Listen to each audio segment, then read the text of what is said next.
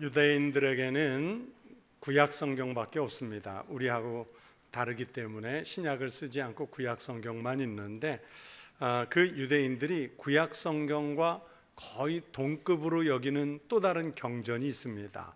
많이 들어오셨을 텐데 탈무드, 바로 탈무드라는 경전입니다. 그 탈무드에 보면 어머니가 자녀들을 교육하고 훈계하는 내용이 많은데 그 중에 감사와 관련해서 이런 교육이 있습니다. 세 가지를 자녀들에게 가르치는데 첫 번째는 항상 감사하라. 항상 감사하라. 또 두 번째는 원망과 불평을 하는 사람과는 사귀지도 말고 만나지도 말라. 그리고 세 번째, 항상 감사하는 사람을 사귀고 만나라. 이런 가르침입니다. 보세요. 작은 것 가지고도 감사하는 사람이 있고요, 많은 것을 가지고도 원망을, 불평을 쏟아내는 사람들이 있습니다. 그런 면에서 이 유대인들의 교육은 맞습니다. 여러분, 행복은 감사하는 사람이 느끼는 하나님의 축복 아니겠습니까? 우리나라 사상과 신앙의 큰 어른들 중에 함석헌 선생, 김교신 선생이라는 분들이 있었습니다. 그런데 이 함석헌 선생과 김교신 선생의 사상적 스승이 누구시냐면 일본의 기독교 사상가인 우찌무라 간조라는 선생님입니다. 그 우찌무라 간조가 이런 말을 어록을 남겼습니다. 만약 하나님께서 인간을 저주하신다면 질병과 실패와 배신과 죽음으로 저주하지는 않으실 것이다. 하나님을 믿지 못하는 불신, 하나님의 말씀이 들리지 않는 귀, 감사를 전혀 모르는 메마른 마음으로 저주하실 것이다. 그러니까요, 하나님에 대한 불신, 하나님의 말씀이 들리지 않는 막힘, 그리고 하나님께 감사할 줄 모르는 그 삶이 바로 저주받은 인생이라, 이렇게 우찌무라 간조가 이야기를 한 거예요. 또 다른 곳에서는 이 우찌무라 간조 선생이 비슷한 말로 저주란 감사가 없는 삶이다, 그런 말도 했어요. 여러분, 저주가 뭐 병들고 망하고 죽고 그게 저주가 아니라 하나님을 향해 감사할 줄 모르는 게 이게 저주라는 말씀이에요. 그만큼 감사는 행복의 통로이고 또 축복의 은총입니다. 성경의 그 원어를 보시면 감사라는 말은 헬라어로 카리스라는 단어를 쓰는데, 이 말, 카리스라는 말은 은혜라는 말과 거의 같은 어원을 가지고 있습니다. 우리가 잘 알고 있는 카리스마라는 단어가 있죠. 저 목사님은 카리스마가 있어, 저 정치인은 카리스마가 있어, 저 선생님은 카리스마가 있어 할 때 우리 카리스마라는 말이 쓰는데, 바로 이 카리스라는 단어에서 나왔어요. 감사가 은혜를 만들고 감사가 카리스마를 만드는 것입니다. 그래서 신약 성경에는 상당수의 감사라는 말이 유카리스라는 말로 번역되어 있는데, 이 유카리스라는 말은 좋은 선물이라는 뜻과 축복이라는 의미를 함께 가지고 있습니다. 그러니까요, 카리스, 유카리스, 이 말들을 조합해서 정리해 보면 여러분, 참된 감사가 무엇인지를 정의할 수 있습니다.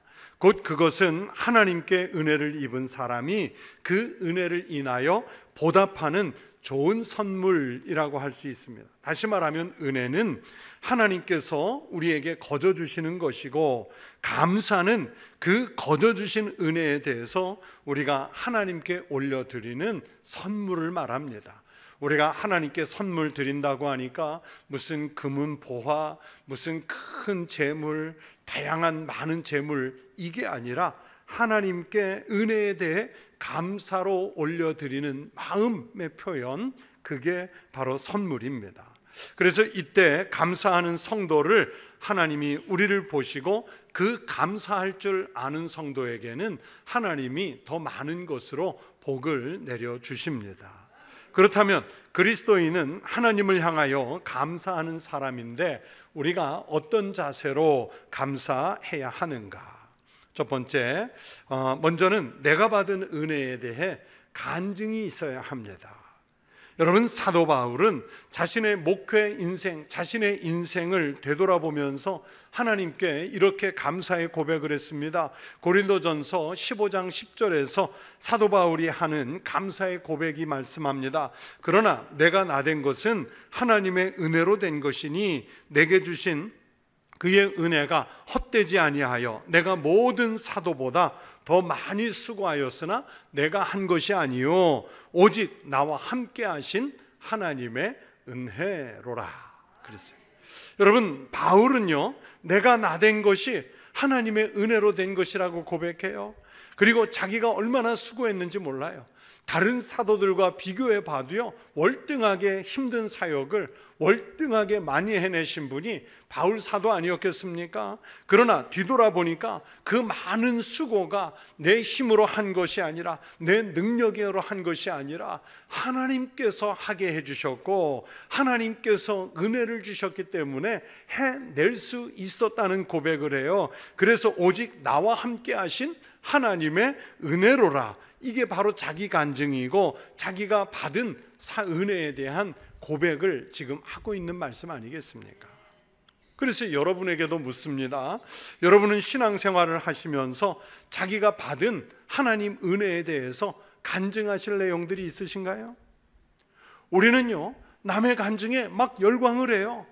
아주 뛰어난 강사가 와서 간증을 하면요, 그분의 간증에 막 같이 웃음도 터뜨리고 그분의 간증에 같이 울기도 하고 그러면서 그분의 간증에 박수도 치고 그러면서 막 열광을 해요. 다른 사람이 실패했다가 일어난 것을 간증하고 자기가 죽을 만큼 아팠다가 회복된 것을 간증하고 크게 넘어져서 절망 가운데 빠졌는데 아주 극적인 상황에서 일어난 것을 이야기하면 우리가 막 같이 감동을 해요. 내가 몸이나 정신이 죽을 지경이었다가 살아난 것을 간증하면 여러분 들으면서 함께 감동을 할 수밖에 없지요. 그런데 그렇게 남의 간증에는 감동하고 은혜를 받으면서 여러분에게 정작 필요한 내 간증이 있습니까? 남의 간증에 열광하는 것이 아니라 내가 고백하는 나의 간증이 있으십니까? 우리는요, 애초에 나의 간증을 찾아보려고 하질 않습니다. 여러분, 내 간증은 다른 것이 아니라 내가 예수님을 믿으면서 받은 변화된 은혜 아니겠습니까? 우리는 보통 간증이라고 하면 먼저 생각나는 게 그래도 뭔가 잘된 게 있어야 간증하지, 뭐 성공한 게 있어야 간증하지, 아니면 돈을 많이 번 축복이라도 있어야 간증하지, 자식들이 형통해지는 것, 아팠다가 병이 나은 것, 먼저 이런 것들을 생각해요. 물론 아주 중요한 간증이고 그런 일들이 일어난다면 여러분 당연히 감사할 수 있는 내용들이지요. 그러나 더욱 중요한 것은 예수 그리스도를 내가 믿게 된 것과 그 믿음으로 인해서만 누릴 수 있는 감동, 그것을 이야기하는 게 여러분 이게 간증 중에 간증 아니겠어요? 제 아버님이 좀 일찍 돌아가셨어요. 한 62세 그쯤 돌아가셨는데 한 27, 8년 전에 갑자기 간 기능들이 약화가 돼가지고요, 자기 발로 아프다 하고 입원하셨는데 그냥 입원하고 2주 만에 돌아가셨어요. 그런데 그때 입원해 계시는 동안 제가 이제 간병을 하느라고 교회에서 퇴근하면 저녁 시간에 간병을 하고 밤을 새워가며 아버지를 제가 병상에서 지켰어요. 그런데 아버지하고 2주간 있는데 사실은 뭐 평생 한 얘기보다 그 2주간 한 얘기가 더 많을 수는 있는데 우리 세대 많은 경우가 그렇듯이요, 아버지하고 같이 있으니까 할 얘기가 없어요. 할 얘기가 없어요. 뭐 아버지하고 특별히 뭐 사이가 좋았던 것도 아니고 뭐 그동안 평소처럼 뭐 그렇게 오선도순 얘기할 수 있는 그런 관계가 성립되어 있지 않았어요. 아니 어쩌면 아버지에 대해서 서운하고 안 좋은 감정이 더 압도하고 있었는데, 그렇다고 해서 아버지 그때 왜 그러셨어요? 가족들을 왜 그렇게 힘들게 하셨어요? 아픈 분한테 그 얘기할 수는 없잖아요. 그런데 병상에 누운 채로 아주 아파 힘들어하는 그 아버지를 보면서 내가 감사할 게 뭐가 있을까 하고 따져 생각해 봤는데, 물론 당연히 나를 이 세상에 있도록 생명을 주신 분이니까 그것도 감사하지만 그것보다 더 크게 감사한 일이 아버지 병상 앞에서 생각이 났어요.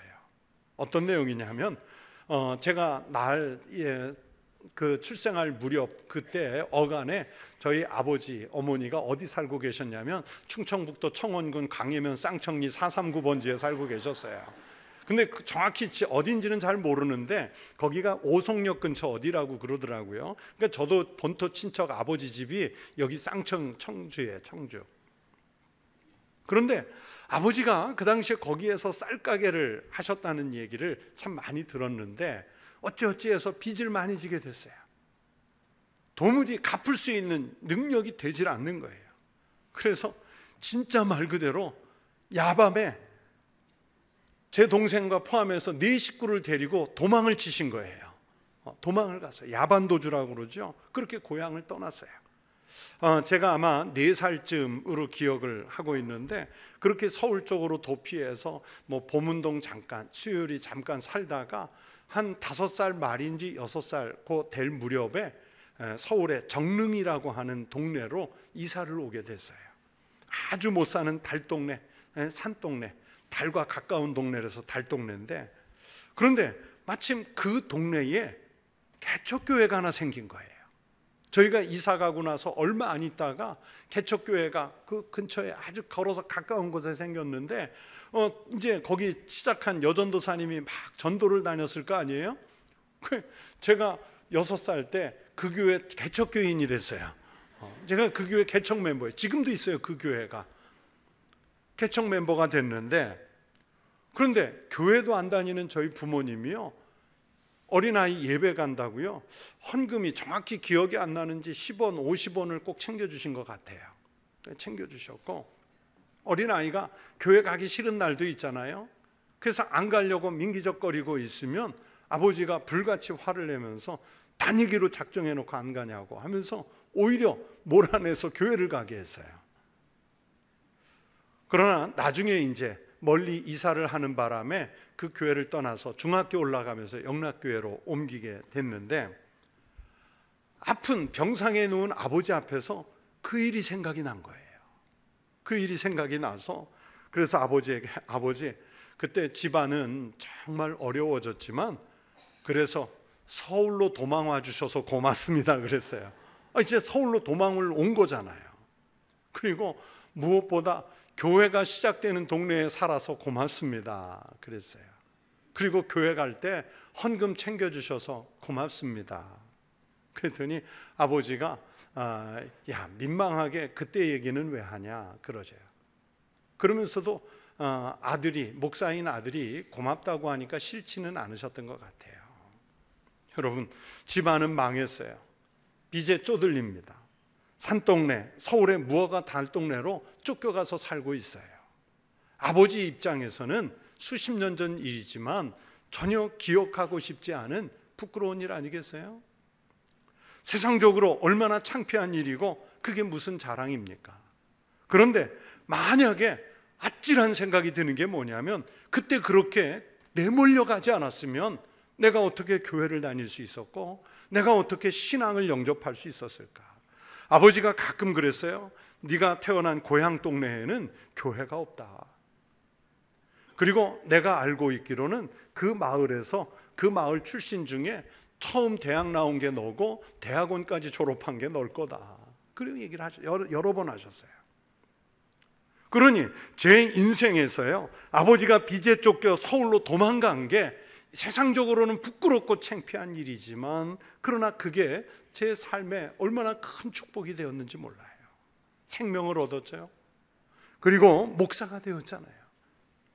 여러분에게 예수를 믿게 된 어떤 간증이 있습니까? 예수를 믿은 것 때문에 내 삶이 얼마나 풍성해졌습니까? 그리고 그 풍성하게 받은 복을 누군가에게 이야기할 수 있으신가요? 바로 이 간증이 있어야 은혜를 헤아릴 수 있습니다. 그래야 내가 받은 은혜가 무엇인지 날마다 되새기며 살아갈 수 있습니다. 그래서 범사에 감사하는 신앙이 필요합니다. 여러분은 어떤 은혜를 주님으로부터 받았고 주님으로부터 받은 은혜들에 대해서 어떻게 간증을 하고 계십니까? 남의 간증이 아니라 여러분의 인생 가운데 함께 채워주신 하나님의 은혜들에 대해서 감사할 줄 아는 간증의 고백이 있는 우리 믿음의 성도들이 되시길 축원합니다. 그리고 그 간증이 더 크게 확장이 돼서 여러분 인생의 감사의 조건들이 되시기를 축복합니다. 그리고 그렇게 주님으로부터 은혜를 받았으면 그 받은 바 은혜에 대해서 보답하려는 마음이 당연히 일어나야지요. 사람에게 신세진 것도 은혜를 갚아야 되는데 하나님께 갚아야지요. 제가 오늘 말씀을 준비하면서 백지에 감사 이거를 한글로 쓰고 한자로 이렇게 써놓고 그걸 뭘 똘똘히 묵상하다가 생각했어요. 써놓고 나서 보니까 한자를 풀어보니까 이게 뭐 사전에 이렇게 나오는지는 모르겠는데 감자가 보니까요 다 함자에다가 마음심이 받치고 있더라고요. 그러니까 감은 마음을 다다 이런 뜻이겠고, 또 사자는 감사할 때 사자는 말로 화살을 쏘다, 그렇죠? 언어로 어떤 행위를 하는 것을 표현하는 것을 말하고 있더라고요. 그래서 사전은 어떻게 했는지 모르겠지만 제가 풀어본 뜻은 그래요. 마음을 다하여 받은 바 은혜에 사례를 하다, 그런 뜻 같아요. 그래서 성도는 항상 받은 바 은혜에 대하여 하나님을 향해서 반응해서 사례를 올려야 되는데, 앞에 말씀드린 대로 사례를 올린다고 하니까 우리가 무슨 억만금을 하나님 앞에 드리겠어요? 솔로몬처럼 1000마리의 양을 잡고 암소를 잡아 드리겠어요? 하나님 앞에 우리가 가장 극진하게 올려드릴 수 있는 그 사례는 다른 것이 아니라 감사의 고백인 줄로 믿습니다. 어느 곳에 살든지 어떤 형편에 있든지 항상 그 입술에서 감사의 이름이 불려지는 소리가 나야 합니다. 시편 26편 6절 7절에서 성경이 말씀합니다. 이 시편 26편의 말씀을 제가 표준 세번역 성경으로 찾아보니까요 참 은혜롭습니다. 주님, 내가 무죄함으로 손을 씻고 주의 제단을 두루 돌면서 감사의 노래를 소리 높여 부르며 주께서 나에게 해주신 놀라운 일들을 모두 다 전하겠습니다. 주님이 베풀어 주신 은혜가 너무 커서 감사의 노래를 부르겠고, 주님이 나에게 해주신 이 놀라운 일들, 감사의 내용들을 다 전하겠다고 시인이 말씀하잖아요. 여러분, 시인이 자기 좋으라고만 써놨을까요? 이 말씀을 읽는 우리에게도 그렇게 하시라는 하나님의 음성으로 주시는 말씀입니다. 과학에 순환의 원리라는 것이 있습니다. 순환의 원리 어려운 것 아니에요. 대표적인 예를 들자면 물과 수증기를 예를 들 수 있어요. 물은요 수증기가 돼서 다시 하늘로 올라가고, 그러면 그것이 또 다른 비를 형성해서 만물을 우리에게 소생시키기 위해 물을 내려주지요. 만일 여러분 물이 순환되지 않고 있으면 만물은 죽습니다. 우리도 죽습니다. 그래서 시편 65편 9절 이하에 이렇게 말씀합니다. 이것도 표준 세번역 성경으로 읽어드리겠습니다. 주께서 땅을 찾아오셔서 땅에 물을 대주시고 큰 풍년이 들게 해주십니다. 하나님께서 손수 놓으신 물길에 물을 가득 채우시고 오곡을 마련해 주시니 이것은 주께서 이 땅에다가 그렇게 준비해 주신 것입니다. 그리고 그 곡식을 주시기 위해서 하나님은 직접 하나님의 백성들의 땅을 경작해 주신다는 말씀도 하십니다. 주께서 또 밭일항에 물을 넉넉히 대시고 일항 끝을 마무르시며 밭을 담비로 적시며 dom는 새싹에 복을 내려 주십니다. 보세요. 그렇게 하나님은요 만물을 순환하게 하시고 땅을 경작하듯이 우리를 지켜서 보호하시는 하나님, 모자란 것을 채우시는 하나님이시라고 말씀합니다. 그래서 그리스도인의 신앙에는 이 감사의 순환의 원리가 적용이 되어야 합니다. 내가 하나님께 받은 은혜에 감사하면 그 감사는 더 크고 많은 축복의 열매가 돼서 내게 돌아올 줄로 믿습니다. 그러면 또 우리는 돌아온 은혜에 대해 또 더다 큰 감사를 하죠. 그러므로 성도가 신앙으로 큰 복을 받는 길은 감사의 순환의 원리를 빨리 체득하는 것입니다. 여러분이 오늘뿐만이 아니라 어떤 내용의 삶을 살든지 감사의 고백을 하셔서 하나님이 그 감사에 다시 은혜를 채워주시는 감동의 삶을 살아가시기를 축원합니다. 마지막 세 번째는, 그래서 기도 때마다 감사하면서 기도해야 돼요. 오늘 본문 말씀인 빌립보서 4장 6절에서 말씀하십니다. 아무것도 뭐하지 말고 염려하지 말고 모든 일에 기도와 간구로 너희 구할 것을 뭘로 구하라고요? 감사함으로 하나님께 아뢰라. 여러분, 우리가 신앙생활을 하면서 제일 중요한 행위 중에 하나가 기도하는 일 아니겠어요? 그런데 드리는 기도의 내용 중에 제일 중요한 것은요, 오늘 본문대로 말씀하면 감사입니다. 우리는 보통 기도한다고 하면 다짜고짜 나 필요한 것부터 하나님 앞에 내밀지요. 마치 빚쟁이가 차용증 내밀듯이, 물건을 판 사람이 명세표 내밀듯이 자리에 앉아 기도 시작하려고 하면 하나님 앞에 먼저 필요한 것부터 요구합니다. 여러분, 그러면 안 돼요. 몇 번을 기도하든지 몇 날을 기도하든지 기도할 때 가장 먼저 해야 할 내용은 감사의 내용입니다. 제일 중요한 것도 감사이고, 처음에 드릴 기도도 감사의 기도이고, 가장 많이 드려야 할 내용도 바로 감사인 줄로 믿습니다. 우리가 그렇게 기도 중에 감사하면 새로운 역사가 일어납니다. 아무것도 염려하지 말라고 말씀했잖아요. 왜 염려하지 말라고 했을까요? 여러분, 바울이 생각하는 이 염려는 기쁨의 원수이며 적입니다. 염려가 내게 머물고 있는 한 기도도 제대로 할 수 없고, 찬송도 할 수 없고, 감사도 있을 수 없습니다. 염려가 우리 심령 속에서 자라나면 염려가 있는 그 마음은 불안해지고 초조해지지요. 세상을 살아가면서 모든 사람에게 염려가 아주 없을 수는 없으나, 그러나 문제는 그 염려를 어떻게 대처하고 해결하느냐에 따라 삶의 내용이 달라지는 거예요. 그래서 사도 바울은 염려를 없애는 그 방법을 이렇게 일러주지요. 오직 모든 일을 주님 앞에 내놓고 기도하라. 하나님께 기도하라. 그런데 어떻게 기도하라고요? 감사로 하나님께 아뢰라 말씀하시는 거예요. 미국 펜실베니아 대학교의 미생물학 연구팀의 조사에 의하면 동전만한 피부, 우리 피부 중에 이 동전만한 크기 안에만 무려 여러분 세균이 200만 개나 있대요. 우리 눈에는 안 보이지만 우리가 세균 덩어리를 끼고 사는 거예요. 그러나 그 대학교 미생물학 연구자들의, 과학자들에 의하면 그 세균이 우리 몸에 있을 때보다 오히려 세균이 아예 없으면 오히려 더 병들기가 쉬워진대요.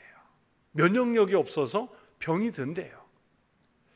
그런데 마침 한 달 전인지 한 달 반 전쯤에 제가 읽는 신문 그 건강란에 이런 기사를 봤어요. 우리가 코로나 이후로 그 화장실에서 많이 쓰는 손세정제, 거품 나와서 쓰는 손세정제 있잖아요. 그건 얼마나 강력한지 그걸로 손을 씻으면요, 우리 몸에 그 손에 있는 세균이 싹 씻겨 나가는 거예요. 그런데 그걸로 너무 자주 쓰면 면역력이 약화돼서 안 좋대요. 그러면서 그거는 간혹 쓰고 비누를 많이 쓰는 게 좋겠다. 이렇게 그 기사를 제가 읽었어요. 그 대학교 연구팀의 기사와 같은 얘기죠. 여러분, 염려가 있는 거 걱정하지 마세요. 염려가 있을 때 오히려 하나님께 기도할 수 있다면 오히려 염려가 아주 없어서 기도하지 않는 것보다 훨씬 더 유익한 거예요. 엄격하게 말하면 염려나 걱정이라고 하는 것은 불신이 가장에서 들어와서 하나님과 우리를 이간시키는 것에 불과합니다. 그래서 맥클라렌이라는 목사님은 근심은 슬픔을 없애주지 못하고 오히려 영향을 빼앗아갈 뿐이다. 근심은 죄악에서 나를 빼내지 못하고 오직 죄를 대항해 싸울 힘을 잃게 할 뿐이다. 이렇게 말했어요. 근심은 우리에게 아무것도 좋은 것을 주지 못합니다. 근심이 커지면 문제가 커지고, 근심이 커지면 절망도 커지고, 근심이 커지면 하나님을 향한 불신앙도 커질 뿐입니다. 오늘 본문은 아주 분명하게 감사함으로 하나님께 아뢰라 했는데, 우리가 자칫 잘못하면 기도하는 것을 무슨 한풀이나 넋두리 이런 걸로 착각하는 사람들이 있어요. 그러나 기도는 여러분 감사가 빠지면 안 됩니다. 감사가 없는 기도는 원망으로 치우치게 돼 있어요. 왜 사도 바울이 감사함으로 하나님께 기도하면 기쁨이 넘치게 된다고 하셨을까요? 그 이유는 기도란 나 자신의 문제를 하나님께 믿음으로 맡기는 것이며 하나님의 뜻을 따른다는 순종의 고백이기 때문에 기도하는 사람은요, 아무리 큰 염려가 있어도 걱정이 사라지는 거예요. 성도 여러분, 이렇게 성경의 말씀대로 감사의 마음으로 기도하면 염려가 사라질 줄로 믿습니다. 훨씬 더 풍성하고 안정된 삶을 살 수 있는 능력을 얻게 될 줄로 믿습니다. 여러분, 기도하면서도 감사하지 못한다면 바르게 기도하지 못하기 때문입니다.